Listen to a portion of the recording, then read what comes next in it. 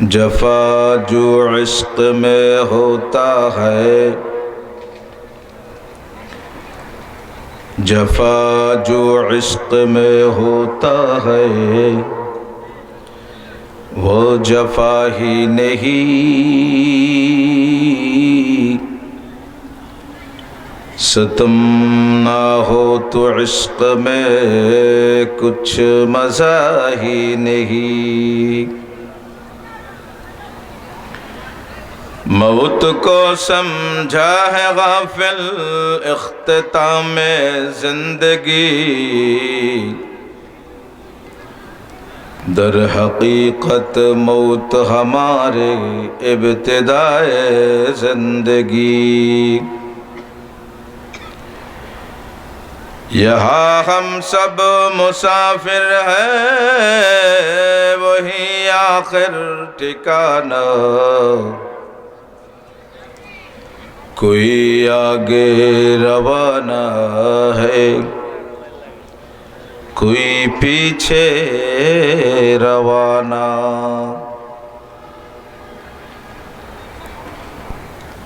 रब ने कर दिया ऐलान, कुल्लु मन अलैहा फान। बाकी होगा बस रहमान,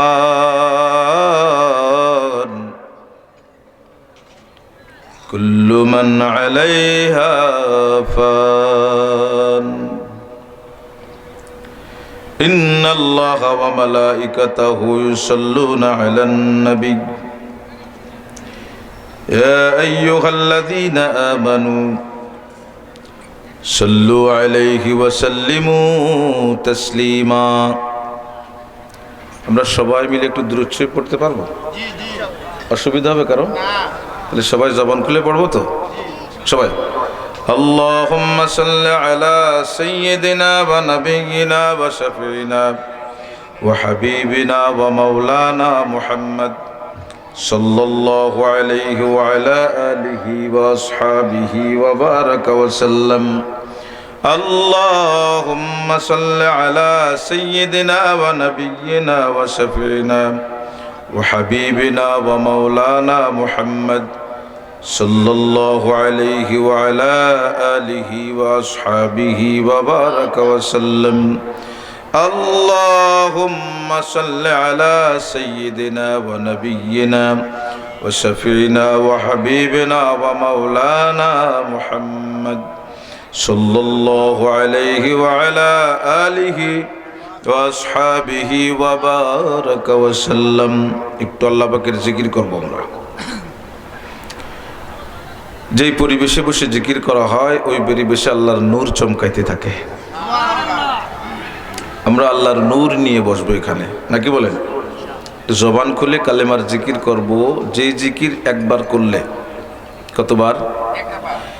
ঈমানের সঙ্গে যদি কেউ একবার করে 1000 বছর হায়াত পেয়েছিল। কত বছর? 1000 বছর হায়াত পেয়ে আল্লাহর নাফরমানিতে লিপ্ত ছিল। ঈমানের সঙ্গে একবার পড়েছে তো আল্লাহ বলেছে তোর 1000 বছরের সব মাফ করে দিলাম। বিশ্বাস হয়? হ্যাঁ, ইয়াকিন, বিশ্বাস রাখতে হবে। বিশ্বাস করেন পৃথিবীতে এর থেকে পাওয়ারফুল কোনো কিচ্ছু নেই। সব থেকে পাওয়ারফুল কালেমা, কালেমার জিকির। সবাই জবান খুলে লা ইলাহা ইল্লাল্লাহ,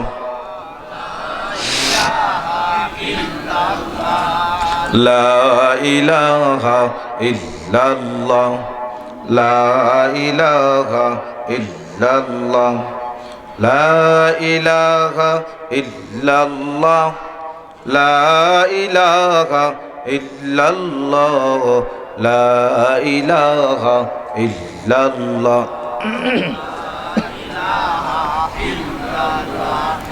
লা ইলাহা ইল্লাল্লাহ, লা ইলাহা ইল্লাল্লাহ, লা ইলাহা ইল্লাল্লাহ, লা ইলাহা ইল্লাল্লাহ, লা ইলাহা ইল্লাল্লাহ লা ইলাহা ইল্লাল্লাহ লা ইলাহা ইল্লাল্লাহ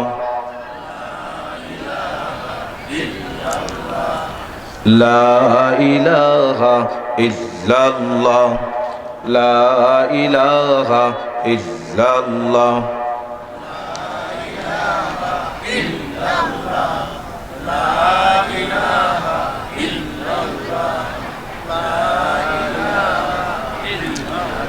لا إله إلا الله محمد رسول الله صلى الله عليه وسلم الحمد لله বাগহাটা সড়ক জামে মসজিদ ও যুব সমাজের উদ্যোগে 2 দিন ব্যাপী 16তম বার্ষিক ইসলামী মহাসম্মেলন।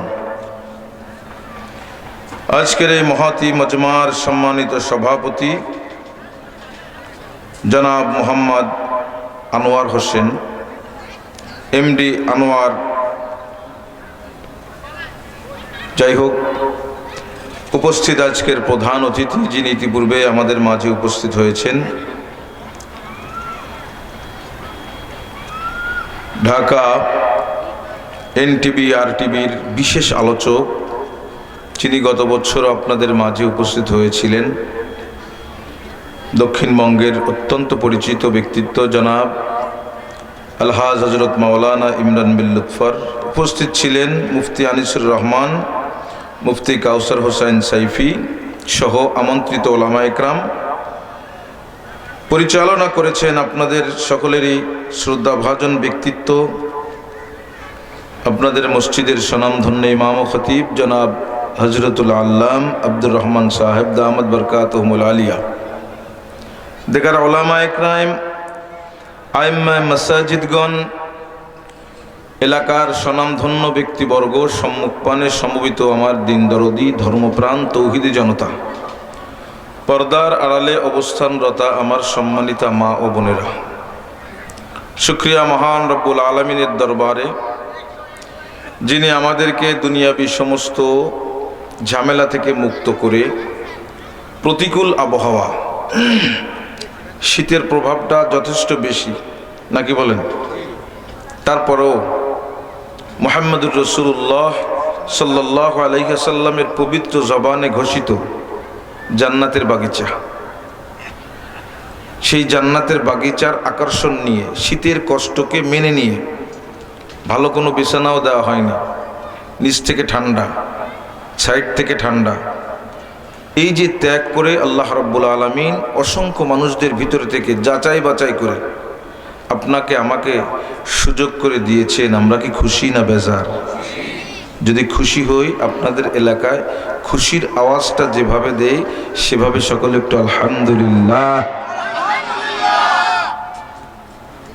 নির্বাচনের একটা বাতাস চলতেছে, খুশির একটা আওয়াজ আমরা পেলাম, আর একবার বলি আলহামদুলিল্লাহ।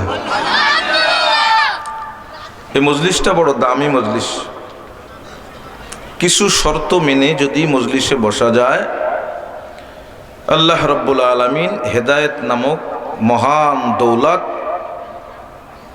আল্লাহ দান করে দেন। সবাই একটু বলেন হেদায়েত বুঝি তো আমরা? হেদায়েত বুঝি না? প্রত্যেক নামাজে, প্রত্যেক রাকাতে রাকাতে আমরা আল্লাহর কাছে দোয়া করি, ইহদিনাস সিরাতাল মুস্তাকিম, করি কি না? এই হেদায়েতের দোয়া করি। হেদায়েত কি? হেদায়েতের পথে যদি কেউ পরিচালিত হয়, তার গন্তব্য ডাইরেক্ট জান্নাত। তো কিছু শর্ত সাপেক্ষে যদি কেউ বসতে পারে, আল্লাহ রাব্বুল আলামিন শুধু হেদায়েত নয়, আল্লাহর কাছে সবথেকে পছন্দের যে বান্দা, সেই বান্দাদের নাম হচ্ছে মুত্তাকি বান্দা। কি নাম? মুত্তাকি বান্দা। মুত্তাকি হওয়ার মতো সুযোগ করে দেয় এরকম একটা মজলিসে উপস্থিত হইলে। বিশ্বাস হয় আপনাদের? আল্লাহ বলে দিয়েছেন, বান্দা আমার, তুমি যদি হেদায়েত প্রাপ্ত হতে চাও, যদি মুত্তাকি হতে চাও, তুমি সব জায়গায় মুত্তাকি হতে পারবে না, সব জায়গায় তুমি হেদায়েতের দিশা পাবা না। আমি তোমাকে কয়েকটা জায়গা চিনিয়ে দেই। এক নম্বরে একটা জায়গা হচ্ছে ইয়া আইয়ুহাল্লাযীনা আমানুত্তাকুল্লাহ ওয়া কুনু মা'আস সাদিকিন। যদি তাকওয়া অর্জন করতে চাও, সাদিকিনদের সঙ্গে একটু বসো। এই মজলিসে সাদিকিনরা আসে। কারা আসে? সাদিকিন বান্দারা আসে। এই মজলিসে মুত্তাকিরা আসে। এই মজলিসে হেদায়েত প্রাপ্তরা আসে। তাদের সঙ্গে যদি বসা হয়, আল্লাহ তাকওয়া নামক দৌলত দান করে দেন। তাকওয়া কি জিনিস, আল্লাহর কাছে কত প্রিয়, আল্লাহ রাব্বুল আলামিন তাকওয়া নামক যেই দৌলত আমাদেরকে দান করেছেন, কুরআনুল কারীমের একেবারে ২য় নম্বর সূরার প্রথম সাফার ভিতরে আল্লাহ বলেন, যালিকাল কিতাবু লা রাইবা ফীহ, এমন একটি গ্রন্থ তোমাদেরকে আমি দিলাম যেই গ্রন্থের ভিতরে কোনো সন্দেহের কোনো অবকাশ নাই। আছে নাকি? কোরআনের ভিতরে কোনো সন্দেহ আছে? কোনো একটা জের জবর নুক্তায় কোনো সন্দেহ নাই।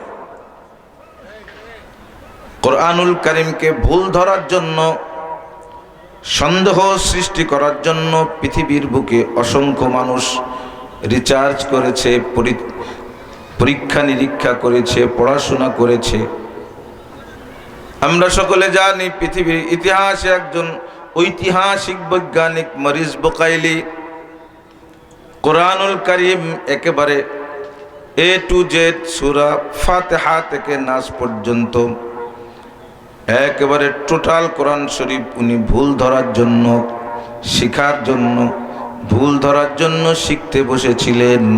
কিন্তু উনি শিখতে শিখতে শিখতে শিখতে ভুল তো ধরতে পারে নাই, বরং উনি বলে দিয়েছেন এই কোরআন ছাড়া পৃথিবীতে আর কোনো সত্য কিতাব নাই।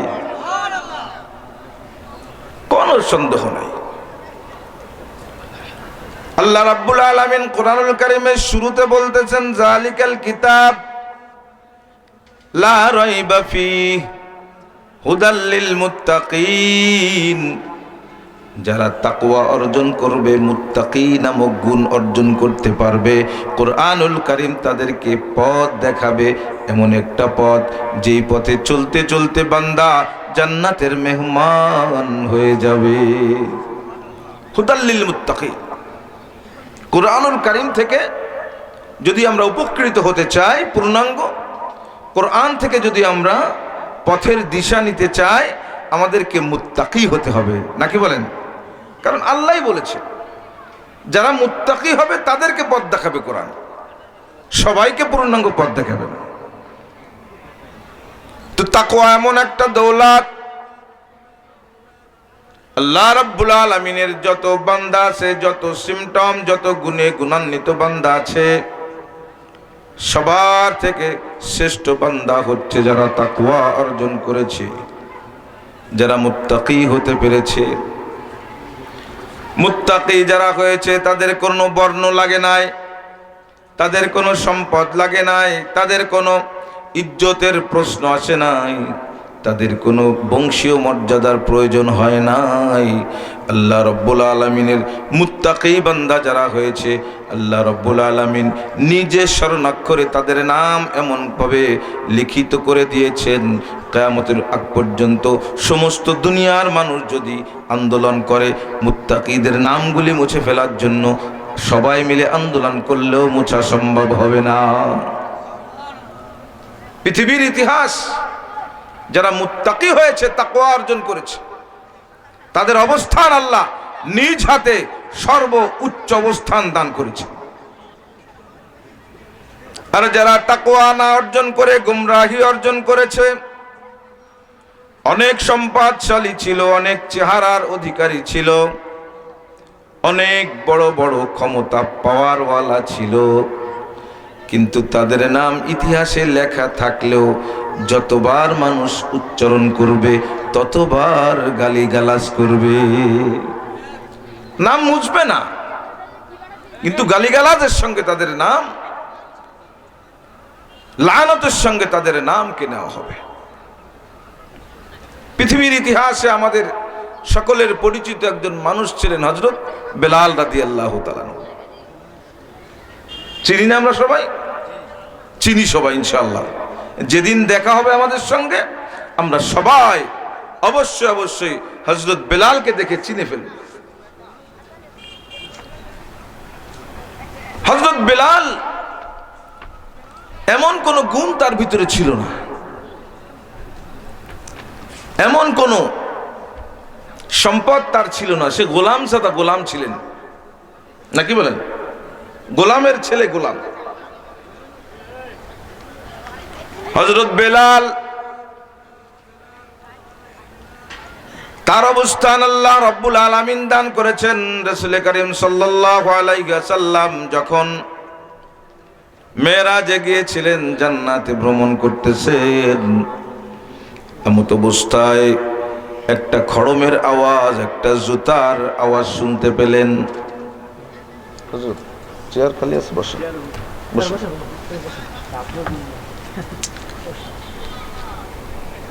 হযরত বেলাল এমন দামি মানুষ ছিলেন, নবী করিম সাল্লাল্লাহু আলাইহি ওয়াসাল্লাম জান্নাতে ভ্রমণ করতেছেন, হঠাৎ করে একটি খড়মের আওয়াজ। জিবরাইল আমিনকে জিজ্ঞাসা করলেন, জিবরাইল আমিনের কাছে, ভাই জিবরাইল কিসের আওয়াজ পাচ্ছি? জিবরাইল আমিন বলে, আপনার বেলাল, আপনার বেলালের খড়মের আওয়াজ জান্নাতে শোনা যায়। 5টা পয়সার ব্যাংক ব্যালেন্স ছিল না, 1% জমিও তার ছিল না। ছিল নাকি? আওয়াজ কোথায় শোনা যায়? কোথায় আওয়াজ শোনা যায়? সবাই বলেন কোথায়? জান্নাতে। বেলালের অবস্থান কত বেশি! কিয়ামতের ময়দানে আমরা সবাই উম্মতে মুহাম্মাদি সহ এক একজনের কিয়ামতের ময়দানে উপস্থিতি এক এক ভাবে হবে। কেউ হামাগুড়ি দিয়ে উঠবে, কেউ নাকের পরে শেষ রাইতে কিয়ামতের ময়দানে উঠবে। একটা একটা সিমটম। কিন্তু হযরত বেলাল সেদিন উটের পিঠে চড়ে শাহেনশার মতো, রাজা বাদশাদের মতো স্টাইল দিয়ে কিয়ামতের ময়দানে হাজির হবে। কথাটা বলার উদ্দেশ্য হচ্ছে, আল্লাহ রাব্বুল আলামিন সব থেকে বেশি যাদেরকে দাম দিয়েছেন, যে যত তাকওয়া অর্জন করতে পেরেছে, আল্লাহ তার অবস্থান তত বেশি বৃদ্ধি করে দিয়েছেন। আমরা বিভিন্ন উপকরণ, বিভিন্ন প্রক্রিয়া আমাদের নাম ডাক ছড়ানোর জন্য চেষ্টা করি, নাকি বলেন? বিভিন্ন উপায়ে, যে আমার নামটা একটু স্মৃতি হিসেবে থাকুক, এরকম স্বপ্ন আছে না? আমি মসজিদের একটা খেদমত করেছি, আমার নামটা একটু লেখা থাকুক। ভালো লাগে কি লাগে না? বন্ধু, আপনি আমি ইচ্ছা করলে নাম লেখা থাকে না। মহান মালিক আরশের মালিক যদি ইচ্ছা করে কারো নাম অক্ষত রাখবেন, তার নামই একমাত্র বাকি থাকবে, আর কারো নাম বাকি থাকবে না, সব নিঃশেষ হয়ে যাবে। আল্লাহ রাব্বুল আলামিনের হাবিব সাল্লাল্লাহু আলাইহি ওয়াসাল্লাম মক্কা বিজয়ের পরে প্রথম যখন বিজয় অনুষ্ঠান করবেন, ওই যে কম দামের মানুষ বেলাল, যিনি দেখতে কালো, যার কোনো বংশীয় পরিচয় নাই, যার কোনো অর্থবিত্ত নাই, মাশওয়ারা হচ্ছে কি দিয়ে আমরা কি দিয়ে আজকে মক্কা বিজয়ের অনুষ্ঠান করব। বিজয় অনুষ্ঠান করেছি না আমরা? হয়েছে আপনাদের দিক? বিজয় অনুষ্ঠান হয়েছে কয় তারিখ? বাঙালি সব ভুলে গেছে নাকি? 5 তারিখ গেছে, সব ভুলে গেছে। কয় তারিখ? 16ই। সবাই বলেন কয় তারিখ? এটা আমার জাতিসত্তার কথা, এটা হাসি রহস্যের কথা না। আমার বিজয় দিবস, আমার স্বাধীনতা দিবস, এসব কিছু আমার ইসলামী ভাবধারা, ইসলামী সংস্কৃতি দিয়ে সাজিয়ে তোলা, এটা আমার ইমানি দায়িত্ব, নাকি বলেন? কারণ দীর্ঘদিন ধরে সেই ব্রিটিশ থেকে নিয়ে শুরু করে এখনো পর্যন্ত আমার দেশে যাদের কৃষ্টি কালচার চলতেছে, যাদের বৃদ্ধাচরণ স্বয়ং রব্বুল আলামিন করেছেন, তাদের আদর্শ, তাদের কৃষ্টি কালচারকে আমরা আমাদের সব জায়গায় জায়গা করে দিয়েছি। তো 16ই ডিসেম্বর, 26শে মার্চ যত দিবস আছে, ইসলামী শরিয়াত যদি কোনো নির্দেশনা দেয় সেই নির্দেশনা অনুযায়ী পালন করতে হবে, নাকি বলেন? আমাদের দেশের জন্য যারা শাহাদাত বরণ করেছে, ভাষার জন্য যারা জীবন দিয়েছে, যাদের অবদানে আমি স্বাধীন ভূমির ভিতরে স্বাধীনতার সঙ্গে বসবাস করতেছি, তাদের আমার কাছে তাদের কিছু পাওনা আছে, আছে কিনা? সেই পাওনাগুলো তাদেরকে বুঝিয়ে দিতে হবে। যদি আমি পাওনা বুঝে দেই, আমিও যেদিন থাকবো না, আমার কবরেও আমি বসে বসে আমার প্রাপ্য পাইতে থাকবো। जो जैसा करेगा वैसा ही मिलेगा। তো মক্কা বিজয়ের অনুষ্ঠান কি দিয়ে পালন করা হবে? সরকারে দো আলম সাল্লাল্লাহু আলাইহি ওয়াসাল্লাম বললেন, পরামর্শ সাপেক্ষে মক্কা বিজয়ের অনুষ্ঠান পালন হবে আমার বেলালের আজানের মাধ্যমে। সবাই বলেন মারহাবা। বেলাল, যাও কাবা ঘরের চূড়ায় উঠে যাও। যখন বেলালকে কাবা ঘরের চূড়ায় উঠিয়েছে, বৈষম্যকারীরা দীর্ঘদিন যাবৎ যাদের কুক্ষিগত ছিল আমাদের মহান কাবা ঘর, তারা সবাই একযোগে সমালোচনা শুরু করে দিল। হা মুহাম্মদ, কাজটা কি করলে তুমি? গোলাম জাদা গোলাম, যার কোনো বংশীয় মর্যাদা নেই, পরিচয় নেই, তাকে তুমি কাবা ঘরের চূড়ায় উঠাই দিলে। অথচ আমরা আমাদের সঙ্গে যাদের যায় না, আমরা তাদের জন্য কাবা ঘরের দরজাও খুলে দিই না। বৈষম্য কি ছিল? বৈষম্য ছিল। মুহাম্মদুর রাসূলুল্লাহ সাল্লাল্লাহু আলাইহি ওয়াসাল্লাম যখন মক্কা থেকে হিজরত করে মদিনায় যাবেন, মদিনায় যাবার আগে ওসমান নামে একজন আল্লাহর বান্দার কাছে কাবা ঘরের চাবি ছিল। মুহাম্মদ সাল্লাল্লাহু আলাইহি ওয়াসাল্লাম বলেছিলেন, ওসমান একটু তালাটা খুলে দাও, অথবা আমার কাছে চাবিটা একটু দাও, আমি আমার মালিকের কদমে কিছু সিজদা দিয়ে যাব। সেদিনও সরকারে দো আলমকে কাবা ঘরে ঢুকতে দেওয়া হয়েছিল না। নাউজুবিল্লাহ বলেন সবাই। বৈষম্য। ওই বৈষম্যকারীরা বলতেছে, মুহাম্মদ তুমি কাজটা বেশি ভালো করো নাই। গোলামকে তুমি, যাই আমাদের কিষানকে তুমি কাবা ঘরের চূড়ায় উঠিয়ে দিয়েছো। মানবিকতার দিক দিয়ে মানুষ হিসেবে মুহাম্মদ সাল্লাল্লাহু আলাইহি ইসলামের কাছে যখন এই কথাগুলো আসলো, কিছুটা বিচলিত হলেন। আসলে তো কেমন লাগে না? কারণ যারা বলতেছে তারা তো সবাই আপনজন, কেউ চাচা, কেউ চাচতো ভাই, কি তারাই তো, নাকি বলেন? নিজের বংশের লোকে বলতেছে, মুহাম্মদ কাজটা যা করেছ ভালো করোনি, গোলামকে কেন তুমি কাবা ঘরের চূড়ায় উঠালে?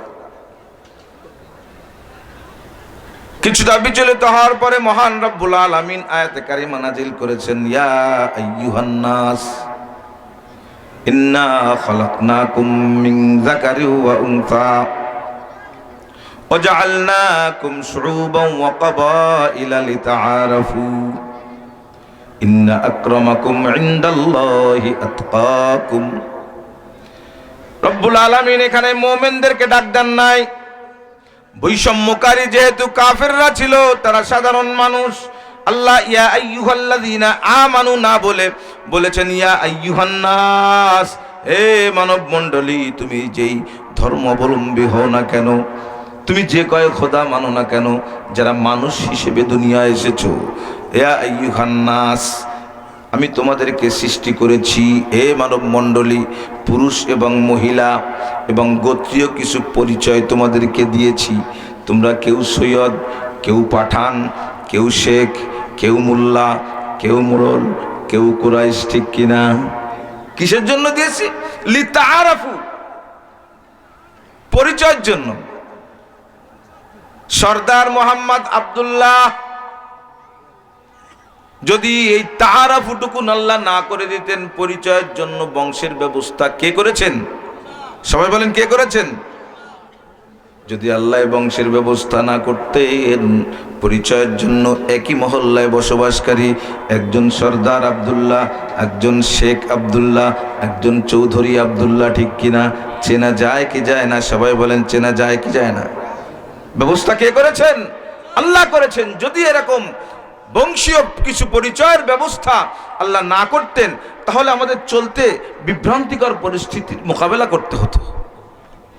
তো আল্লাহ বলেন, মানব মণ্ডলী, তোমাদের এই বংশীয় একটা পরিচয় আমি ব্যবস্থা করে দিয়েছি, গৌরব করার জন্য নয়, অহংকার করার জন্য নয়, মাস্তানি করার জন্য নয়, গুন্ডামি করার জন্য নয়, বলে দিয়েছেন আল্লাহ। কারণ আহকামুল হাকিম তো জানেন যে আমরা এই পরিচয় দিয়ে অনেক কিছু লুটপাট করার চেষ্টা করব, ঠিক কিনা? আমি অমুক বংশের ছেলে, আমার দিকে কেউ চোখ রাগায় তাকাতে সাহস পায় না। না বান্দা, তোমাকে এই জন্য আমি বংশ দেই নাই, লিতাআরাফু, তোমাদেরকে বংশীয় পরিচয় দিয়েছি একমাত্র তোমাদের পরিচিতির সুবিধার জন্য। ও বান্দা, হাবিব আমার, আপনার বিচলিত হওয়ার কোনো কারণ নাই, আপনি টেনশন করেন না, ওদের কথায় আপনি মন খারাপ করবেন না, এগুলো কোনো আমার কাছে দাম নাই। কে সৈয়দ, কে পাঠান, কে মোগল, কে কি, এইটা আমার দেখার বিষয় নাই। আল্লাহ ফিনিশিং করতেছেন, ইন্না আকরামাকুম ইনদাল্লাহি আতকাকুম, আমার কাছে তার দাম আছে, আমি তাকে দামি বানিয়ে দেই যে বেশি আমার প্রতি তাকওয়া প্রকাশ করতে পারে। কিসের দাম আল্লাহর কাছে? সবাই একটু বলেন, কিসের দাম? তাকওয়ার দাম আল্লাহর কাছে। তাকওয়া থাকার কারণে বেলালের মতো একজন বেদামি মানুষ পৃথিবীর ইতিহাসে স্বর্ণ অক্ষরে লেখা আছে। বেলালের কত দাম! মুহাম্মদুর রাসূলুল্লাহ সাল্লাল্লাহু আলাইহি ওয়াসাল্লাম যখন জান্নাতে প্রবেশ করবেন, তার যানবাহনের দড়িটা ধরা থাকবে বেলালের হাতে। সুবহানাল্লাহ! সিস্টেম করে আল্লাহ বেলালকে এত বেশি ভালোবেসে ফেলেছে, বেলালের তাকওয়ার দাম এত বেশি হয়েছে, সিস্টেমের মাধ্যমে কেমন যেন সিরিয়ালের দিক থেকে কে আগে ঢুকে যাচ্ছে জান্নাতে। সুবহানাল্লাহ! কিসের কারণে? সবাই বলেন, কিসের কারণে? এই বেলাল সম্পর্কে আয়াতে কারিমা নাজিল হয়েছে, ইন্না আকরামাকুম ইনদাল্লাহি আতকাকুম। যেই মজলিসে আমরা উপস্থিত হয়েছি, এই মজলিসে আসলে আল্লাহ রাব্বুল আলামিন দুই একটা নিয়ম পদ্ধতি মানলে আল্লাহ সুবহানাহু ওয়া তাআলা তার ভিতরে তাকওয়ার নূর ঢুকাইতে থাকেন। সুবহানাল্লাহ! আমাদের সমাজের যারা বড়রা আছে, অর্থের দিক দিয়ে বড়, সম্পদের দিক দিয়ে বড়, বংশীয় দিক দিয়ে বড়, তারা কিন্তু এই মজলিসগুলোয় আসতে ইতস্তত করে, নাকি বলেন? আমি সমালোচনা করতেছি না, একটা বাস্তবতার কথা বলতেছি। দেখবেন যেই মানুষগুলা এই মজলিসে আসতে সংকোচ করে, ইতস্তত বোধ করে, মান সম্মান বলে পিছনে থাকে, সামনে আসতে চায় না, ওই মানুষগুলা মসজিদের জামাতের কাতারেও কিন্তু পিছনে পিছনে থাকে। কথা ঠিক কিনা? এই ভাঙ্গাচোরা যে সমাজের বেদামি মানুষগুলা এই মজলিসে আগ্রহ নিয়ে বসে, জান্নাতের ঘ্রাণ, জান্নাতের সুখ উপলব্ধি করার জন্য এই মজলিসে যারা আগে আগে আসে, দেখবেন ফজরের কনকনে শীত, পৃথিবীর সমস্ত মানুষ ঘুমিয়ে থাকে, ওই ভাঙা মানুষটা ছোট্ট একটা বাতি নিয়ে মসজিদের দিকে ভোর রাতের দিকে টুকটুক করে যাইতে থাকে। ইয়া আইয়ুহাল্লাযীনা আমানুত্তাকুল্লাহ ওয়া কুনু মা'আস সাদিকিন। ইনাদের সাথে বসলে, এই ভাঙা মানুষদের সঙ্গে বসলে আল্লাহ রাব্বুল আলামিন খুশি হয়ে যায়, আল্লাহ তাকওয়া নামক দৌলত দান করে দেয়। যত মানুষ হেদায়েত প্রাপ্ত হয়, আমি যতটুকু আমার অঞ্চলে অবজার্ভ করেছি, বর্তমান সময়ে দেখবেন যত বড় বড় আলেম আছে, একজন কৃষকের ছেলে বড় আলেম আছে কিনা?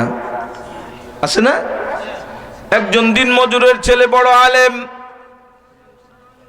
একজন গরিব মানুষের সন্তান বড় অবস্থানের অধিকারী হয়েছে। খোঁজ নিয়ে দেখবেন ওই ব্যক্তি কোনো না কোনো আল্লাহওয়ালার মজলিসে কোনো না কোনো আল্লাহওয়ালা সোহবাতে, কোনো না কোনো আল্লাহওয়ালাদের মাহফিলের ভিতরে আগ্রহের সঙ্গে সময় কাটিয়েছেন। তো আল্লাহ রব্বুল আলামিন তার ভিতরে এহকাল পরকাল দুই কালই একেবারে উজ্জ্বল করে দিয়েছেন। বুদ্ধিমানি করলে কাজ হবে না, প্রেস্টিজ দেখালে কাজ হবে না, মান সম্মান দেখালে কাজ হবে না। কারণ একটা মাহফিল, একটা দ্বীনি মজলিসের আহ্বায়ক থাকেন স্বয়ং আল্লাহ রাব্বুল আলামিন। বলেন সুবহানাল্লাহ। আল্লাহর পক্ষ থেকে যত ডাক আসে, মসজিদে হোক যেই জায়গায় হোক না কেন, যত ডাক আল্লাহর দোহাই দিয়ে আসে, আল্লাহ বলেন বান্দা তোমরা দেখো মুয়াজ্জিনের আজান, তোমরা দেখো প্রচারকারীর প্রচার, কিন্তু আসলে এটা মুয়াজ্জিনের আজানও না, প্রচারকারীর প্রচারণা না, এটা আমি রব্বুল আলামিন মুয়াজ্জিনের ঠোঁটের সঙ্গে কুদ্দতি ঠোঁট মিলিয়ে দিয়ে আমি তোমাদেরকে ডাকতে থাকি, হাইয়া আলাস সালাহ হাইয়া আলাল ফালাহ। কার ডাক? সবাই বলেন কার ডাক? আল্লাহর ডাক। যারা আল্লাহর ডাকে যথাসময় সাড়া দেয়, আল্লাহ বলেন আমার নিয়ামত আমি তাদেরকে দান করি। যারা আমার ডাকে সাড়া দেয় না, ও আমার বান্দারা শুনে রাখো, আজকে দুনিয়ায় আমি 30 বছর ধরে তোমাকে ডাকতেছি, একবার না দুইবার না, দৈনিক 5 বার করে ডাকতেছি। ডাকে কি না? কে ডাকে? সবাই বলেন কে ডাকে? দৈনিক 5 বার ডাকতেছি, 30 বছর পর্যন্ত ডাকতেছি। বান্দা, ও বান্দা তুমি শুনে রাখো, তুমি আমার ডাকে সাড়া দাও না, তুমি যেই হও না কেন, সামনে তোমার ভয়ঙ্কর একটা দিন আসতেছে, সামনে তোমার একটা ভয়ঙ্কর পিরিয়ড আসতেছে, সামনে তোমার একটা একাকিত্বের ঘর আসতেছে, কবর। ওই কবরে বসে তুমিও আমাকে ডাকবা, তুমি আমাকে ডাকবা। তুমি ইমানদার হও আর বেঈমান হও, তুমি তখন বিপদে পড়ে আমি রব্বুল আলামিনকে ডাক দিবা, আল্লাহ আপনার ফেরেশতারা আমাকে মারতেছে, আল্লাহ আমার কবরে আগুন লেগে গেছে, আল্লাহ আমি এই অন্ধকারের ভিতরে একাকী থাকতে পারতেছি না। বান্দা, আজকে তুমি দুনিয়ায় যদি আমার ডাকে সাড়া না দাও, মনে রাখো তুমি কবরে একা একা যখন আমি আল্লাহকে ডাক দিবা, আমিও তখন বলবো তোমাকে আমি চিনি না। বিশ্বাস হয় যুবক? বিশ্বাস হয়? তোমার আব্বা জন্মদাতা পিতা যদি 1 বার 2 বার 3 বার তোমাকে ডাকার পরে তুমি ডাকে সাড়া না দাও, 3 বারে 4 বার ডাকতে হলে বলে ও আমার সন্তান না, ঠিক কিনা? তোমার সন্তানের খাতা থেকে নাম কেটে দেয়, সন্তান বলে তোমাকে পরিচয় দিতে চায় না, 3 বার ডাক শোনা না শোনার কারণে। কিন্তু আহকামুল হাকিমিন রব্বুল আলামিন আমার এত দয়ার, 60 বছর পর্যন্ত, 70 বছর পর্যন্ত, 50 বছর পর্যন্ত আল্লাহকে ডাকে নাই, আল্লাহর ডাকে সাড়াও দেয় নাই। 60 বছর পরেও যদি একদিন গিয়ে ইমাম সাহেবের পিছনে মসজিদে ওযু করে গিয়ে যে তার জবান দিয়ে বলে আল্লাহু আকবার, আমার আল্লাহ সবার থেকে বড়, 60 বছর পরেও যদি কোনো বান্দা একবার আল্লাহকে আল্লাহু আকবার স্বীকৃতি দেয়, আল্লাহ বলে আমি অতীতের সব গুনাহ মাফ করে দেই। এমন দয়ার আল্লাহ বাদ দিয়ে কোথায় দৌড়াও যুবক? কার কাছে যাও? কোন লিডারের পাশে দৌড়াচ্ছ? তো সম্মানিত হাজিরিন, এমন একটা দামি মজলিস, এই মজলিসটা একটু ইখলাস নিয়ে বসতে হবে। সবাই বলেন কি নিয়ে? সবাই একটু বলেন। এটা ইসলামী পরিভাষা, সবার শিখতে হবে। ইখলাস নিয়ে। সবাই বলেন কি নিয়ে? ইখলাস নিয়ে বসতে হবে। ইখলাস কি জিনিস? একেবারে সাদামাটা ভাষায় যে আমি একমাত্র আল্লাহকে রাজি খুশি করার জন্য বসেছি। প্রথম নম্বর নিয়ত থাকতে হবে আমি কাকে রাজি করার জন্য? আল্লাহকে রাজি করার জন্য বসেছি। বাচ্চা হারুন আর রশিদ নাম শুনেছেন না? যারা পড়াশোনা করেছি তারা বেশি জানি, যারা পড়াশোনা নাও করেছি তাও তারা জানি বাচ্চা হারুন আর রশিদ নামে একজন বাচ্চা ছিলেন পৃথিবীর ইতিহাসে। নামটা আল্লাহ সুবহানাহু ওয়া তাআলার কুদরতিভাবে সংরক্ষিত হয়েছে, বিধায় আর মোছার সম্ভাবনা নেই। হারুন আর রশিদের সম্মানিতা স্ত্রী জুবাইদা নাম। এই জুবাইদা বেগম উনি কারোর সঙ্গে বিবাহ বন্ধনে আবদ্ধ হতে চাচ্ছেন না। বাদশার পক্ষ থেকে, হারুন আর রশিদের পক্ষ থেকে বিবাহের যখন পয়গাম গিয়েছে, রাজি হয়েছে শর্ত সাপেক্ষে। শর্ত কি?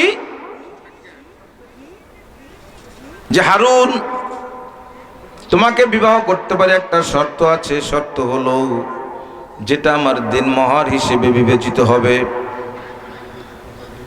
কি করতে হবে? বলে বাগদাদ শহর থেকে নিয়ে একেবারে বাইতুল্লাহ পর্যন্ত। বাগদাদ কোথায়? আর বাইতুল্লাহ কোথায়? সৌদি আরব। অনেক পথ না? অনেক পথ।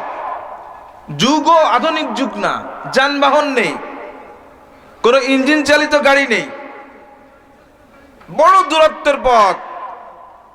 জুবাইদা দাবি করেছে আমার দেনমোহর দিবেন।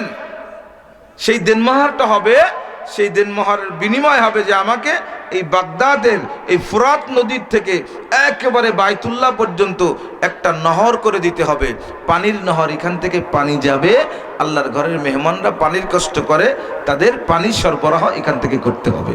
সুবহানাল্লাহ বলেন। বিবাহের দেনমোহর। বাচ্চা হারুন আর রশিদ উদ্যোগ নিয়েছে। এখানে কেউ হাজি আছেন নাকি? হজ করেছেন কেউ আছেন? আরাফাতের ময়দানের কাছাকাছি জিয়ারার সময় দেখা যায় একেবারে পাহাড়ের কোনা ঘেঁষে দেখা যায় নহরে জুবাইদা। এখনো লেখা আছে। কি নাম? নহরে জুবাইদা।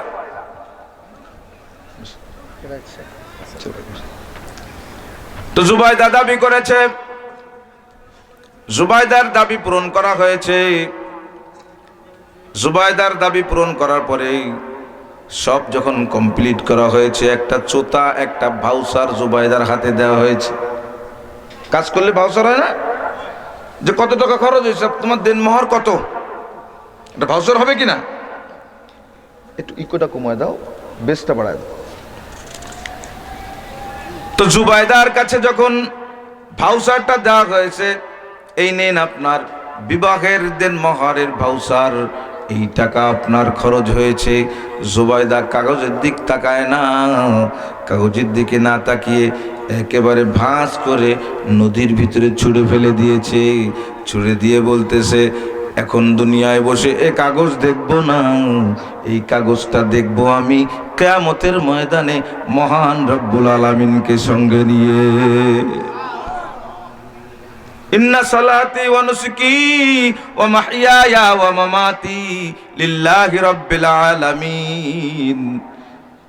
আল্লাহ রাব্বুল আলামিন বলেন, বান্দা তুমি যদি এমন একটা মন তৈরি করতে পারো, তোমার নামাজ, তোমার রোজা, তোমার হজ, তোমার যাকাত, তোমার ভালো থাকা, মন্দ থাকা, খেয়ে থাকা, না খেয়ে থাকা, তোমার কষ্টে থাকা, সুখে থাকা, সব যদি তুমি আমাকে খুশি করার জন্য একটা মন তৈরি করতে পারো, তুমি হচ্ছ আমার ইব্রাহিমের যোগ্য সন্তান।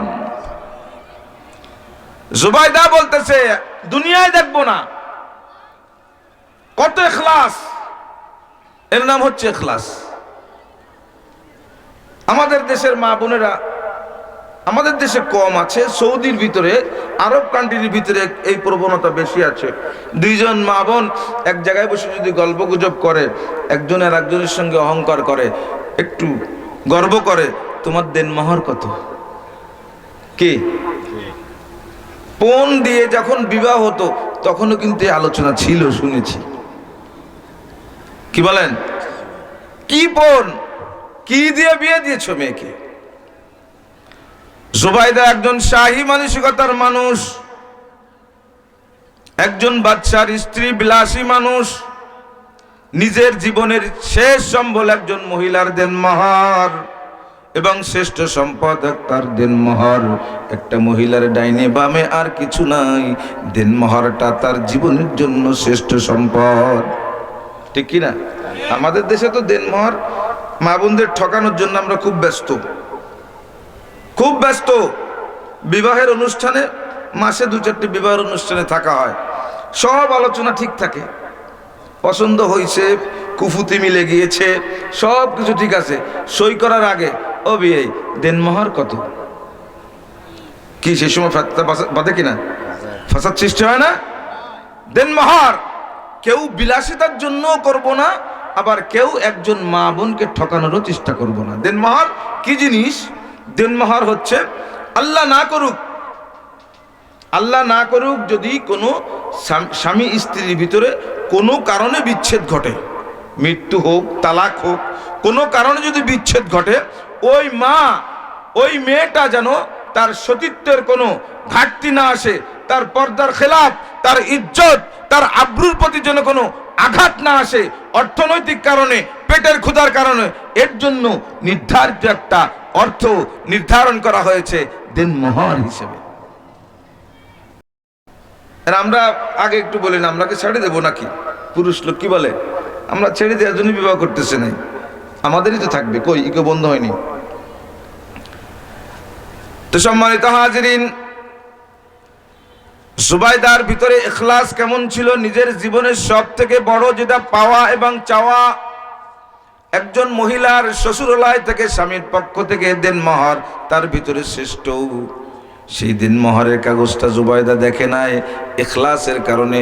কারণ জুবাইদা যেই পানির ব্যবস্থা করেছে তার দেনমোহরের টাকা দিয়ে, কোনো জন্য নয়, নাম কামানোর জন্য নয়, ইতিহাসের পাতায় থাকার জন্য নয়, একমাত্র আল্লাহর ঘরের মেহমানদের খেদমত করলে আল্লাহকে পাওয়া যায়, এই উদ্দেশ্য নিয়ে ইখলাসের সঙ্গে একটি কাজ সম্পাদন করেছেন। আল্লাহর ঘরের মেহমান জুয়ুফুর রহমান যারা হজ করেছেন তারা অনুভব করেছেন কত পাওয়ার তাদের, কত দাম সাধারণ মানুষের কাছে। যদি বেনামাজিও হয়, মক্কার কোন অধিবাসী যদি বেনামাজিও হয়, মদিনার কোন অধিবাসী যদি শরীয়ত সম্মত জীবনযাপন না করে, তারপরেও জুয়ুফুর রহমান একজন হাজির, শ্রদ্ধা কেমন? আপনি রোড পার হচ্ছেন, গাড়ির গতি ছিল 120 কিলোমিটার, আপনাকে দেখে গাড়ি হর্ন দিবে না, যদি হাজির কোনো নমুনা আপনার ভিতরে থাকে গাড়ি জায়গায় ব্রেক করে দিবে। বলেন সুবহান। এটা মুসলমানদের কথা বললাম। মেহমানদারির ক্ষেত্রে আবু জেহেল পৃথিবীর নিকৃষ্ট মানুষ, নাকি বলেন? পৃথিবীর নিকৃষ্ট মানুষ আবু জেহেল, যিনি মুহাম্মদুর রাসূলুল্লাহ সাল্লাল্লাহু আলাইহি ইসলামের সঙ্গে আলোচিত এবং ঐতিহাসিক শত্রুতা পোষণ করেছেন। তিনি তামাম দুনিয়ার মানবতার শত্রু, আল্লাহর শত্রু, আল্লাহর রাসূলের শত্রু, আমাদেরও শত্রু, ঠিক কিনা? আবু জেহেল যখন মক্কার লিডার ছিল, আবু জেহেল যখন মক্কার নেতা ছিল, আবু জেহেল হজের মৌসুম যখন আসতো, সারা দুনিয়ার মানুষ হজের জন্য কাবা ঘরে হাজির হতো। আবু জেহেল প্রত্যেক বাড়িতে খোঁজ খবর নিত। এক বাড়িতে যদি কমপক্ষে 3 প্রকারের শরবত না রাখা হতো মেহমানদারির জন্য, তাকে এলাকা থেকে বের করে দেওয়া হতো। সুবহানাল্লাহ বলেন। আবু জেহেলের মতো কাফের, যার কোনো সমাজ নেই, যার ভিতরে দ্বীনের বুঝ নেই, তার ক্ষমতার সময়ও, তার যখন পাওয়ার ছিল, পাওয়ারের আমলে হজের মৌসুমে তার এলাকার ভিতরে কোনো বাড়িতে যদি কমপক্ষে 3 প্রকারের শরবত না থাকতো, তাকে এলাকা থেকে বের করে দেওয়া হতো। তুমি এই এলাকায় থাকার যোগ্য নয়, কারণ জুয়ুফুর রহমান আল্লাহর মেহমান। তো সম্মানিত হাজিরিন, আমরা যারা উপস্থিত হয়েছি, যদি তাকওয়া অর্জন করতে চাই, এই মজলিস থেকে যদি মুত্তাকি হয়ে উঠতে চাই, আমাদের মনে যদি কোনো দোষ থাকে, কোনো গুণ থাকে, কোনো ত্রুটি থাকে, কোনো উদ্দেশ্য থাকে, উদ্দেশ্য আমরা দূরে সরিয়ে দেব। পারবো না ইনশাল্লাহ? সব উদ্দেশ্য দূরে সরে যাক, সব উদ্দেশ্য জলাঞ্জলি দিলাম। একমাত্র উদ্দেশ্য হচ্ছে মহান রবকে পাওয়ার জন্য আমি এখানে এসেছি। সবাই রাজি আছি তো ইনশাল্লাহ? আল্লাহ রাব্বুল আলামিন আমাদের সবাইকে যেন আল্লাহর ঘরের মেহমান, আল্লাহর সঙ্গে বন্ধুত্ব সম্পর্ক গড়ার তৌফিক দান করেন, সকলে বলে আমিন। সম্মানিত হাজিরিন, সাউন্ড সেটআপ ভালো হয়নি, বুঝতেছে না কথা, বেশটা বাড়া দেন। সম্মানিত হাজিরিন, কুরআনুল কারীমের থেকে একটি ছোট্ট সূরা আমি তেলাওয়াত করেছি। সাদা মাটা কিছু তরজমা করব ইনশাআল্লাহ। সূরাটার নাম সূরা আসর। কি নাম? সূরা আসর। এই সূরাটা নাজিল হওয়ার যে কারণগুলো আছে, উল্লেখযোগ্য একটি কারণ। সূরার তরজমা হচ্ছে ওয়াল আসর, আল্লাহ সময়ের কসম খেয়েছেন। ইন্নাল ইনসানা লাফি খুসর, নিশ্চয়ই সমস্ত মানুষ ক্ষতির ভিতরে আছে। কার কথা? সবাই বলেন কার কথা? আল্লাহর কথা। ইল্লাল্লাযীনা আমানু ওয়া আমিলুস সালিহাত ওয়া তাওয়াসাউ বিল হাক্কি ওয়া তাওয়াসাউ বিস সাবর।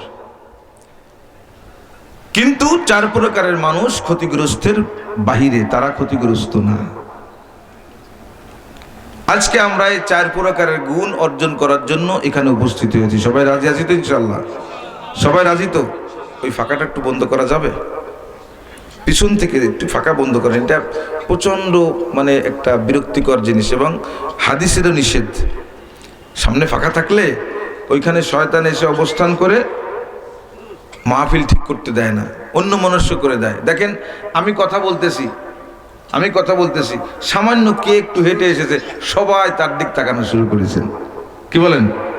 খুব ডিস্টার্ব। সবাই একটু জিকির করি, লা ইলাহা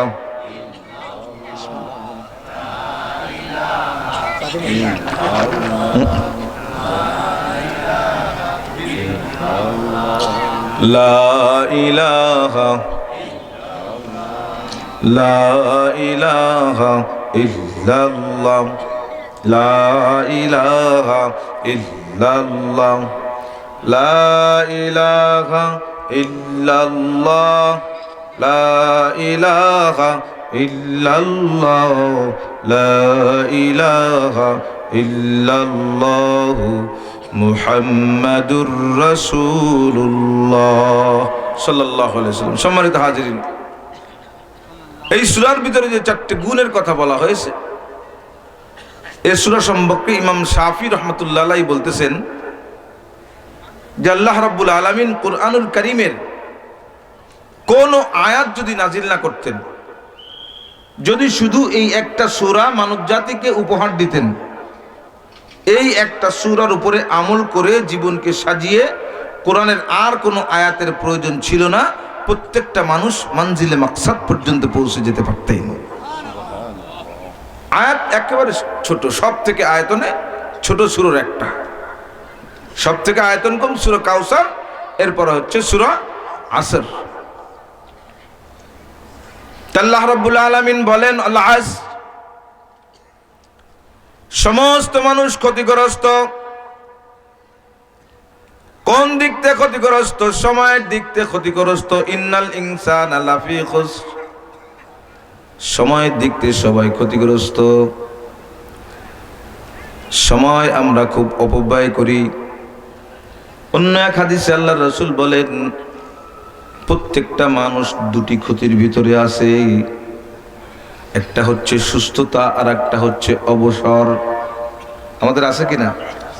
হ্যাঁ, আমরা যখন সুস্থ থাকি, সুস্থ থাকা অবস্থায় সুস্থতার কদর বুঝি না। সুস্থ থাকা অবস্থায় কিভাবে কি করতে হবে আমরা আনন্দে আত্মহারা হয়ে যায়। সুস্থ অবস্থায় সুস্থতার কি করণীয় আছে আমরা করি না। সুস্থ অবস্থায় যখন আমি থাকি তখন কখন আল্লাহর ডাক আসে, আমি ডাকে সাড়া দেই না। যত মানুষ ঘুম অবস্থায় ফজরের নামাজ যত মুসলমান কাজা করে, তার ভিতরে সুস্থর সংখ্যা বেশি না অসুস্থের সংখ্যা বেশি? কথা বলেন। সুস্থ মানুষগুলো সব থেকে বেশি ঘুম এবং অবহেলার কারণে নামাজ কাজা করে। তো আল্লাহ রাসূল সাল্লাল্লাহু আলাইহি ওয়াসাল্লাম বলেন দুইটা জিনিস, দুইটা নিয়ামত নিয়ে প্রত্যেকটা মানুষ উদাসীন। একটা নিয়ামত হচ্ছে আল্লাহর পক্ষ থেকে সুস্থতা, আর একটা নিয়ামত হচ্ছে অবসর। সময় যেহেতু আমাদেরকে আল্লাহ যত নিয়ামত দান করেছেন তার ভিতরে সব থেকে দামি নিয়ামত হচ্ছে সময়, ঠিক কিনা? সেই সময়ের অধীনস্থ আমাদের হায়াত, এই হায়াতটাকে সুন্দর করে সাজানোর জন্য আল্লাহ রাব্বুল আলামিন সময়ের কসমকে আমাদেরকে গুরুত্ব বোঝাচ্ছেন। সময়। হযরত বাহলুল নামক একজন আল্লাহওয়ালা ছিলেন। ওই আল্লাহওয়ালা একজন বড় মানুষকে দাওয়াত দিবেন। উনি বাজারে গিয়ে বলতেছেন, আমি এমন একটা জিনিসের ব্যবসা করি যা কিনলেও লস, না কিনলেও লস। সুবহানাল্লাহ কোন? সুবহানাল্লাহ। এই কথা বাদশা শুনেছে, কি ব্যাপার, কি বলে? কিনলেও লস, না কিনলেও লস। বাচ্চার দরবারে যখন উপস্থিত হয়েছে, বলে, বাচ্চা, আপনাকে দৃষ্টি আকর্ষণ করার জন্য জোরে বলেছি। তোমার ব্যবসা কিসের? আমার বরফের ব্যবসা। কিসের ব্যবসা? আমি বরফের ব্যবসা করি, যদি আপনি কিনেন তাও লস হবে আমার, যদি কিনেন তাও ক্ষয় হবে, যদি না কিনেন তাও ক্ষয় হবেই। তো তুমি এই কথা এখানে জোরে জোরে বলতেছো কেন? বলতেছে, বাচ্চা, আমি দেখেছি, খুব সুন্দর করে দেখেছি, আপনি যখন সিংহাসনে বসা থাকেন, আপনি যখন সিংহাসনে বসেন, আপনার জবানটা নীরব থাকে, আপনার ভিতরে একটা পাওয়ার ভাব থাকে। ও বাচ্চা, আপনার সময় কিন্তু ওই অবস্থায় কিন্তু পার হয়ে যাচ্ছে, যেই মুহূর্তটা পার হয়ে যাচ্ছে আর কোনো দিন ওই সময় ফিরে আসবে না। বাচ্চা, ওই রাজ সিংহাসনে বসে যদি আপনি এই সময়টাকে গুরুত্ব দিয়ে মহান রব্বুল আলামিনের দুই একটা তাসবিহ পড়তে থাকেন, সুবহানাল্লাহ, আলহামদুলিল্লাহ, আল্লাহু আকবার, লা ইলাহা ইল্লাল্লাহ, এই তাসবিহগুলো যদি আপনি পড়তে থাকেন বাচ্চা, তাহলে আপনার সময় এমনও পার করেন, অমনও আপনার পার হয়ে যাবে। তো প্রত্যেকবার সুবহানাল্লাহর বিনিময় আপনার আমল নামায় জান্নাতে একটা একটা গাছ রোপণ করা হবে। আপনি শুধু দুনিয়া সাজানো নিয়ে ব্যস্ত, সময় শেষ হয়ে যাচ্ছে, কিন্তু আপনি আপনার পরকাল সাজাচ্ছেন না। আপনার হায়াত যেহেতু শেষ হয়ে যাচ্ছে, আমি আপনাকে দৃষ্টি আকর্ষণ করার জন্য আমি এই কথা জোরে জোরে উচ্চারণ করেছি। আমি বলেছি, কিনলেও লস, না কিনলেও লস, কিনলেও ক্ষয় হয়, না কিনলেও ক্ষয় হয়। বাচ্চা মুহূর্তের কথার ভিতরে অনুভূতি পরিবর্তন হয়ে গিয়েছে। বাচ্চা নিজের রাজ সিংহাসনের সঙ্গে সঙ্গে বাচ্চা এত বেশি আল্লাহওয়ালা হয়েছে। আল্লাহওয়ালা যত রাজা বাচ্চাদের নাম পাওয়া যায়, বাচ্চা হারুনুর রশিদেরও নাম পাওয়া যায়। ওয়াল আসরি ইন্নাল ইনসানা লাফি খুসর। সবাই ক্ষতিগ্রস্ত। সময় আছে, দোকানপাটে যাবেন, কেউ ক্যারাম বোর্ড খেলে আমার এলাকায়, কেউ তাস নিয়ে বসেছে, কেউ মোবাইলের ভিতরে লুডো নিয়ে বসে। মোবাইলে লুডো খেলা যায় আমি কিছুদিন আগে জানতে পেরেছি, এর আগে জানতাম না। মোবাইলে নাকি তাস খেলা যায়, আপনারা জানেন? হ্যাঁ, মোবাইলে তাস খেলা যায়, জানেন? হ্যাঁ, ও এই মোবাইলের তাস, মোবাইলের জুয়া বর্তমান আপনার আমার সন্তানকে একেবারে উন্মাদ বানিয়ে ফেলেছে, ঠিক কিনা? অবস্থা কিন্তু খুব খারাপ। বিশেষ করে যারা টাকা পয়সার মালিক আছেন, তারা মনে করতেছেন যে আমার টাকা আছে, আমি একভাবে পার পেয়ে যাব। না বন্ধু, একটা সন্তান দুনিয়ার শ্রেষ্ঠ সম্পদ। সন্তান যদি আমার লাঞ্ছিত হয়ে যায়, বিশ্বাস করেন, কোটি কোটি টাকার সম্পদ দিয়ে আপনার আমার কিচ্ছু আসে যায় না। কিছু হবে? আমাদের যুব সমাজ ধ্বংসের মুখে। যুবক তার যৌবনের যে সময়টি, এ সম্পর্কে একটি হাদিস পড়েছি।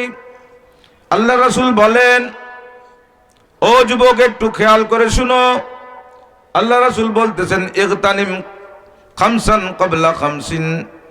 5 জিনিস আসার আগে উম্মত আমার, 5 জিনিস আসার আগে 5 জিনিসের কদর করো। আমার কথা বলতেছি, আজ থেকে 6 মাস আগে আমার এই বাম পায়ে চোট লেগেছে, বাম পায়ের টাকনুর নিচে প্রায় 1.5 মাসের উপর আমি বিছানায় থাকা লাগিছে। এখনো পর্যন্ত কিন্তু নামাজে ঠিক মতো বসতে পারি না। যে আত্তাহিয়াত পড়ার সময় বসা, ওই বসাটা আমি এখনো ঠিক মতো বসতে পারি না, সুন্নত তরিকায় বসতে পারি না।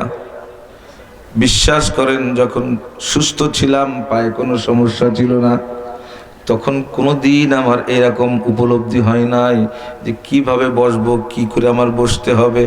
এখন আমি ওই সুস্থতার কদর বুঝতে পারতেছি যে সুস্থ সময় যদি আমি ঠিক মতো বসতে পারতাম, আমার মালিক কত না বেশি খুশি হতেন। এখন বুঝতেছি কদরে নেয়ামত বাদে জাওয়াল, নেয়ামত চলে যাওয়ার পরে কদর বাড়ে, নাকি বলেন? যুবক, আল্লাহর রাসূল বলেন 5 জিনিস আসার আগে 5 জিনিসকে কদর করো। তার ভিতরে আল্লাহর রাসূল বলেন, ইগতানিম খামসান ক্বাবলা খামসিন শাবাবাকা ক্বাবলা হারামিক। যুবক, তোমার যৌবন যখন আছে, যৌবন থাকতে থাকতে বৃদ্ধ বার্ধক্যে উপনীত হওয়ার আগে যৌবনকে মূল্যায়ন করো। কিভাবে মূল্যায়ন করবে? আপনার আমার সন্তান যুবক হয়েছে, সে মূল্যায়ন করতেছে ফেসবুকের মাধ্যমে, ঠিক কিনা? সে মূল্যায়ন করতেছে তাস জুয়ার মাধ্যমে, সে মূল্যায়ন করতেছে একজন চরিত্রহীন নেতার পিছনে ঘুরে ঘুরে, নাকি বলেন? একেবারে যুবক যৌবনটা একেবারে শেষ করে দিচ্ছে। অথচ যুবকদের সম্পর্কে আল্লাহ বলেন, লাউলা শাবাব, এ দুনিয়ার মানুষ, তোমাদের কাজ কাম, তোমাদের নাফরমানির কারণে আমি আল্লাহর এত রাগ হয়, এত রাগ হয় যে আমার মনে চায় আমি আসমান থেকে আগুনের বৃষ্টি দেই, জমিনটাকে পুড়িয়ে তামা করে দেই। কিন্তু আমার রাগ তখন মিটে যায় যখন একটা যুবক আমার কুদরতি কদমে, যার যৌবনের পাওয়ার আছে, যৌবনের চাহিদা আছে, শক্তি আছে, ওই যুবক যখন তার উন্নত কপালকে আমার কুদরতি কদমে ঠেকিয়ে দিয়ে বলে সুবহান, আমার আল্লাহ পবিত্র, তখন আমি আল্লাহ সব রাগ ভুলে যাই। যুবক, তোমার একটা সেজদার বড় দাম। দরজওয়ানি তওবা করদান, দরজওয়ানি তওবা করদান শিবায়ে পয়গম্বরি, উক্তে পীরি গর্গ জালিম মিশাওয়াদ পরহেজগারি। যুবক বয়সে ইবাদত করা আর কারো গুণ নয়, একমাত্র যত পয়গম্বর ছিলেন পয়গম্বরদের গুণ। যুবক বয়স যদি কেউ ইবাদত দিয়ে সাজাতে পারে, আল্লাহ রাব্বুল আলামিনের পয়গম্বরদের প্রতি যেই রহমত ও বরকত নাজিল হতো, আল্লাহ অদ্য দিনও যুবকের উপরে রহমত নাজিল করবে। যুবক, তোমার একটা সিজদার বড় দাম। যৌবন বয়সের ইবাদত আল্লাহর কাছে সবথেকে বেশি প্রিয়। অক্তপীরি গর্গে জালেম মিশাওয়াত পরহেজগারি।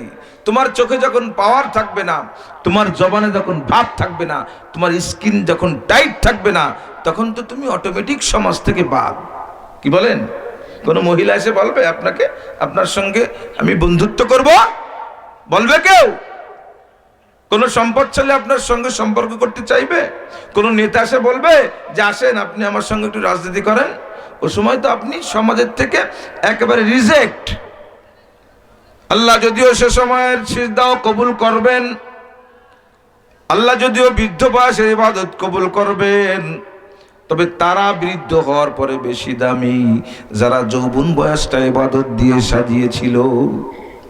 যৌবন বয়সে যার তাহাজ্জুদ, ইশরাক, আওয়াবিন, জিকির আজকার বেশি বেশি করার অভ্যাস ছিল, এমন যুবক যদি একসময় বার্ধক্যে উপনীত হয়, বৃদ্ধ হওয়ার কারণে তাহাজ্জুদ পড়তে না পারে, তার যৌবন বয়সের যে অভ্যাস ছিল, অভ্যাসের ধারাবাহিকতা অনুযায়ী বৃদ্ধ বয়সে কোনো যদি সে জামাতেও না যেতে পারে, আল্লাহ তার আমলনামার ভিতরে সমস্ত নেক কাজের সবগুলো লিখে দিতে থাকে। সাজানোর বয়স হচ্ছে যৌবন বয়স। একজন যুবকের সব জায়গায় দাম আছে, সবার কাছে গ্রহণযোগ্যতা আছে। যুবক 60 বছরের একটু হায়াত পেয়ে, শরীরে একটু শক্তি, চামড়ার ভিতরে একটু দুধি আলতা মাখা কালার তোমার ভিতরে একটু স্মার্ট স্মার্ট ভাব, এতটুকুন পেয়ে যদি তুমি যুবক হায়াতটা শেষ করে দাও, আল্লাহ তো তোমার আমার জন্য অনেক নেয়ামত রেখে দিয়েছেন।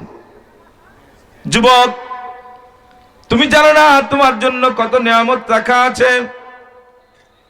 আল্লাহ রাব্বুল আলামিন তোমার আমার জন্য যে জান্নাত রেখেছেন, সেই জান্নাত হচ্ছে সবথেকে নরমাল যে জান্নাত, একেবারে লো কোয়ালিটির জান্নাত। ওই জান্নাত এই তামাম দুনিয়া, গ্রহ নক্ষত্র, আসমান জমিন, সূর্য চন্দ্র, যা কিছু আমরা দেখি আর দেখি না, যত খনিজ পদার্থ, খনিজ সম্পদ যা কিছু আছে, সব যদি 10-12 বিক্রি করা হয়, তারপরেও একেবারে লো কোয়ালিটির দুনিয়া জান্নাত যে পাবে, তার একটা জান্নাতের সমতুল্য হবে না। বড় নিয়ামত আল্লাহ রেখে দিয়েছেন, তুমি কিসের পিছনে দৌড়াচ্ছ? তুমি যৌবনের তাড়নায়, তুমি ফেসবুকের ভিতরে একটা ছবির পাগল হয়ে তুমি কিসের পিছনে দৌড়াও? যুবক, আর দৌড়াইও না। কারণ বর্তমান সময়ে মৃত্যুর যদি একটা অবজার্ভ করা হয়, একটা জরিপ করা হয়, ম্যাক্সিমাম মানুষ কিন্তু 40-এর নিচেই মারা যাচ্ছে, ঠিক কিনা? কথা বলেন ঠিক কিনা? যুবক বয়সের মানুষ কিন্তু বেশি মারা যাচ্ছে। ও যুবক, ওই নাফরমানি অবস্থায়, নাফরমানি লিবাসে, নাফরমানি কর্মের ভিতরে থাকা অবস্থায় যদি আজরাইলের সঙ্গে মোলাকাত হয়, মোলাকাতটা কিন্তু ভয়ঙ্কর হবে, অত্যন্ত ভয়ঙ্কর হবে। যুবক, আজরাইলকে দেখার পরে যে পিপাসা লাগবে তোমার, তামাম দুনিয়ার সমস্ত পানি যদি তোমার কণ্ঠের পরে ঢালা হয়, আজরাইলকে দেখে আতঙ্কে যে পিপাসা, ওই পিপাসা নিবারণ হবে না, সহ্য করতে পারবে না। যুবক, মৃত্যুর একটা মুহূর্তের কষ্ট সহ্য করা যাবে না।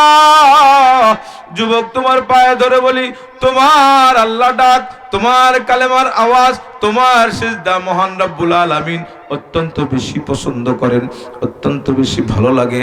যুবক যখন সিজদায় যায়, আল্লাহ রাব্বুল আলামিন ফেরেশতাদেরকে গর্ব করে বলতে থাকে, ও ফেরেশতারা দেখ, যুবক যৌবনের জোয়ার আছে, যৌবনের তাড়না আছে, তারপরেও দেখ আমার কাছে কেমন ভাবে আত্মসমর্পণ করেছে। তোমাকে নিয়ে আরশে আজিমের মালিক গর্ব করে। ও যুবক, দুনিয়ার পিছনে আর দৌড়ানোর সুযোগ নাই। কারণ আমার বিচারে আমি যদি এখন জান্নাতি হই, তাহলে আল্লাহ মৃত্যু এখন হলে আমাকে জান্নাত দিবে। আর আমার বিচারে যদি আমি জান্নাতি না হই, তাহলে আল্লাহ কিন্তু আমাকে জান্নাত দিবে না। আমার বিচার, আমি এখন, আমাকে একটা বিবেক দেওয়া হয়েছে। আমি আমার হায়াতের সূচনা থেকে আজকে দিন পর্যন্ত আমার যত কর্মসূচি আছে, আমি সব যদি আমি নিজে ওজন করি যে আমি জান্নাতি না জাহান্নামী, প্রত্যেকের একটা বিবেচনা আছে না? কথা বলেন, আছে না? যদি আমার বিবেচনা আসে হ্যাঁ আমি জান্নাতি, আল্লাহ বলেন যা বান্দা তাহলে তুই জান্নাতি। আর যদি আমার বিচারে আমার বিবেচনা আসে আমি জান্নাতি না, তাহলে কিন্তু জান্নাতে ডাইরেক্ট যাওয়া যাবে না, একটু ঘুরে ইউটার্ন। কিসের মাধ্যমে ইউটার্ন? বোঝেন? ডাইরেক্ট জান্নাতে যাওয়া যাবে না, জাহান্নাম নামক হসপিটাল থেকে ঘুরে তারপরে জান্নাতে আসতে হবে। এটা অনেক দূরের কথা, অনেক দূরের কথা। সম্মানিত হাজিরিন, নামক যুবক ভাইরা, তোমাদের হাতে পায়ে ধরে আজকে তোমাদের উদ্যোগে মাহফিল হচ্ছে। অনেক যুবক এখানে সহযোগিতা করেছে। সব থেকে বড় সহযোগিতা হতো যুবকরা যদি এই মজলিসে এসে বসতো। বিশ্বাস করেন, এই মজলিসে যুবকদের যদি বসাইতে পারতেন, আপনার এলাকার অধিকাংশ যুবকের ভিতরে দ্বীনের একটা বুঝ পয়দা হতো।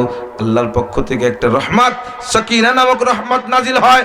যেখানে আল্লাহর রহমত নাজিল হয়, যেখানে আল্লাহর রহমতের দৃষ্টিকোণ দেন, ওইখানে মানুষ গোমরা থাকতে পারে না, ওইখানে মানুষের ভিতরে হেদায়েত আস্তে আস্তে ঢুকতে থাকে। ও যুবক, তোমরা যেহেতু মাহফিলের আয়োজন করেছো, আমি তোমাদের উদ্দেশ্যই বলতেছি। আল্লাহ রাসূল সাল্লাল্লাহু আলাইহি ওয়াসাল্লাম বলেন, যুবক তুমি যৌবনকে কদর করো। তোমার বার্ধক্য আসার আগে, বার্ধক্য আসার পরে, অসুস্থ হওয়ার পরে যদি তুমি তোমার যৌবনকে মূল্যায়ন করো, বিশ্বাস করো যুবক, ওই তখন মূল্যায়ন আফসোস ছাড়া আর কোনো কাজ হবে না।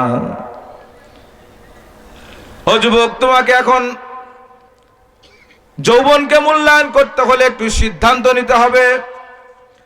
একটা সিদ্ধান্ত নিতে হবে, সেই সিদ্ধান্তের নাম হচ্ছে তওবা। কি নাম? সবাই বলেন কি নাম?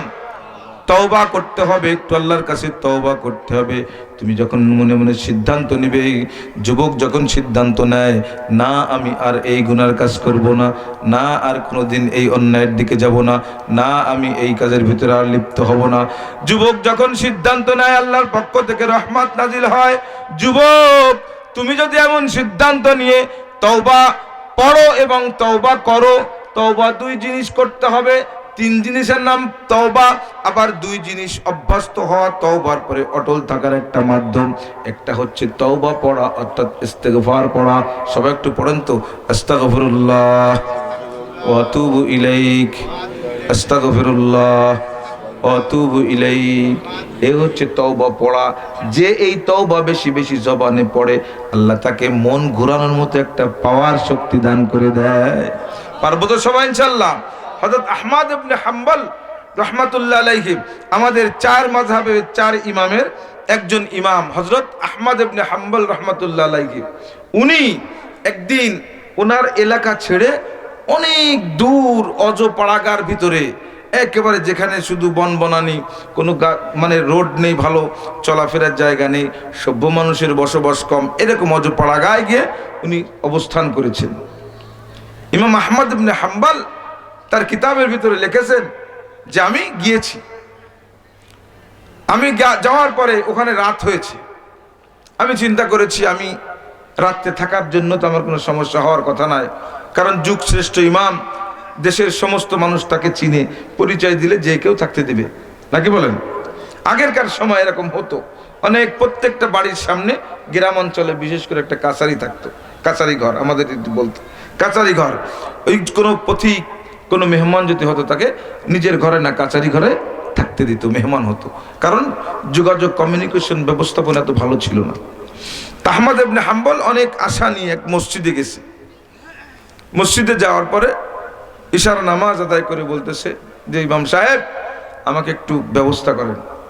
খবরদার ও কথা মোটে বলবেনই না, এ আপনি থাকবেন, এ তো মানে মনে মনে ভাবতেছেন বা আমাকে বলেছেন, আর কারো কাছে কিন্তু এই কথা বলবেন না, তাহলে কিন্তু আপনাকে ঘাট ধাক্কা দিয়ে বের করে দেওয়া হবে। এই এলাকার মানুষ কোনো মেহমানদারি বোঝে না, নাউজুবিল্লাহ বলেন, কোনো মেহমান টেহমানেরা বোঝেন না। খবরদার চুপচাপ আপনি যেদিক পারেন সেদিক চলে যান, আপনি যদি এই থাকতে চান আমি ইমাম সাহেবের চাকরি থাকবে না। আহমদ ইবনে হাম্বল বলতেছেন আমি আস্তে আস্তে জঙ্গলের দিকে গেলাম। জঙ্গলের দিকে যাওয়ার পরে দেখতেছি এক জায়গায় টিম টিম করে একটু বাতি জ্বলতেছে। আমি আস্তে আস্তে ওই বাতিওয়ালার কাছে গেলাম, গিয়ে দেখি একজন যুবক ছোট্ট একটি ঝুপড়ির ভিতরে আছে, তার মোটামুটি ওখানে কিছু থাকার জন্য ব্যবস্থাপনা। আমি গিয়ে সালাম দিলাম, আসসালামু আলাইকুম ওয়া রাহমাতুল্লাহ। যুবক সালামের উত্তর দিল, কে আপনি? বলে আমি একজন মুসাফির। আলহামদুলিল্লাহ, আসেন আসেন, আমার ঘরের ভিতরে মেহমান হন। যুবক ঘরে ঢুকিয়ে বলতেছেন, হযরত আপনাকে দেখে তো অনেক বড় মাপের মানুষ মনে হচ্ছে, কিছু মনে করবেন না, এই এলাকার মানুষগুলো কেউ মেহমানদারি বুঝে না, এলাকার মানুষ কেউ মেহমানদারি বুঝে না, মেহমানদারি বুঝতে চায়ও না, করেও না। এলাকার যত মেহমান রাত্রিবেলা নিরাশ হয়ে চলে যায়, আমি নিজ হাতে তৈরি করে একটি রুটি বানিয়ে তাদেরকে একটু মেহমানদারি করি এবং থাকার ব্যবস্থা করে দেই। এলাকার মানুষ অথর্ব, তাই আমি এই কাজটা করি। যাই হোক, সংক্ষিপ্ত আকারে বলতেছি, সারা রাত দুজনে এক জায়গায় রয়েছেন, মেহমানদারি হয়েছে। সকাল বেলায় ফজরের নামাজ বাদ দুজনে জিকির আজকার করে বসার পরে হঠাৎ করে দেখতেছে এলাকার অনেক মানুষ বোতলের ভিতরে পানি নিয়ে, বোতল ছিলেন তো, শিশি বোতল, বোতলের ভিতরে পানি নিয়ে আসতেছে ওই যুবকের কাছে ফু নিতে। সব ফুটো নিয়ে চলে যাচ্ছে, বলছে যুবক কি ব্যাপার? কয় হ্যাঁ, আমার কাছে সবাই একটু পানি পড়া নিয়ে যায়, ঝাড়ফুঁক নিয়ে যায়। বলছে তাই কাজ হয়? হ্যাঁ, বলে লোকে বলে কাজ হয়। যুবককে জিজ্ঞাসা করছে, যুবক তুমি দোয়া করলেও তো মনে হয় কাজ হয়? কাছে হ্যাঁ, আমি জীবনে যত দোয়া আছে আমি আল্লাহর কাছে করেছি, আল্লাহ সব দোয়া কবুল করেছে, সব দোয়া আল্লাহ কবুল করেছে, কিন্তু একটা দোয়া এখনো বেঁধে আছে, কবুল হয়নি। কি দোয়া? সেই দোয়াটা হচ্ছে যুগশ্রেষ্ঠ আলেম ইমাম আহমদ ইবনে হাম্বল, আমার তাকে একটু দেখার খুব আগ্রহ, খুব নাম শুনেছি, আমি তাকে একটু দেখতে চাই। এই একটা দোয়া আল্লাহ কবুল করেননি। তখন আহমদ ইবনে হাম্বল হাত জড়ায় ধরে বলছে, যুবক আসলে তোর দোয়া কবুল হয়, তুই মুস্তাজাবুদ দাওয়াত, তুই তোর দোয়া কবুল হওয়ার কারণে আল্লাহ আমাকে অপমান করে জঙ্গলের ভিতরে মেহমান বানাইছে। সুবহানাল্লাহ বলেন সবাই। যাই হোক, পরে কুশল বিনিময় কথোপকথন, এক পর্যায়ে বলতেছে, যুবক তুমি কি আমল করো, কি আমল তুমি করো?